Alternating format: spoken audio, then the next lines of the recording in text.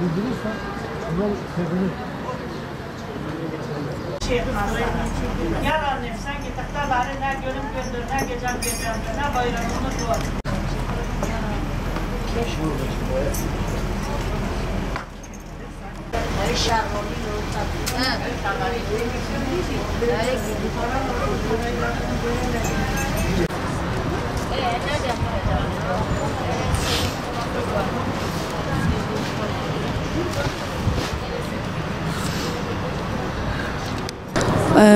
Ben Cennet Kabaklı Gaziantep'ten geldim. Kaçırılan asker Adil Kabaklı'nın annesiyim. Oğlumu Acem Birliği'nin Ankara'da yaptı. Usta Birliği Ağrı Doğu Beyaz çıktı. Usta Birliği'ne giderken Tunceli Primür yolunda alınıyor. Silah soruyla. 2015'te 5 yıl oldu. Oğlumu bıraksınlar. Oğlum rehin tutuluyor. Müslüm Altıntaş askerimizle ikisi aynı otobüste alınıyor. 5 yıl oldu. Rehin tutuluyor.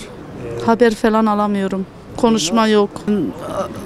Ben ilk geldiğim bura oldu. Ama Müslüm Altıntaş'ın ailesi Ankara'ya falan gitmişler. Orada öğrenmişler. Benim ilk defa buraya geldim. Ben oğlumu özledim.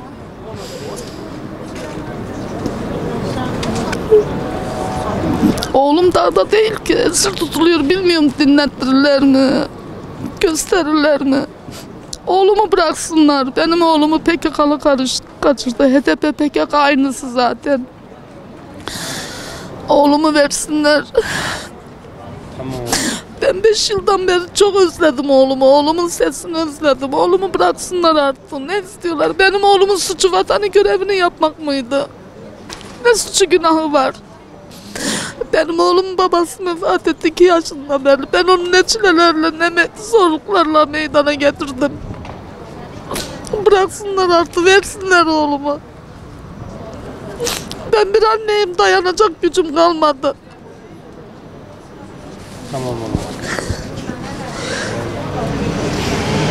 Ben Emine Kaya, Mardin buraya geldim. Vedat Kaya polis mamurisi, ben anasıdır. 5 yıl PKK kaçırdı. Zaten HDP kaçırdı, PKK verdi. Ben oğlumu çok üzüldüm. Yani oğlum diyor bırakın HDP, PKK oğlum bırakın. Huzur kalmadım ben ki. Niye, ne istiyorsun bunu? Hay vicdan var, hay merhametin var, oğlum bırakın. Ben çok oğlum yani üzüldüm. Ben diyor oğlum nerede kalıyor, nerede yatıyor, oğlum istiyorum, oğlum bırakın. Oğlum bırak, hey, vicdan var, din var, oğlum bırakın.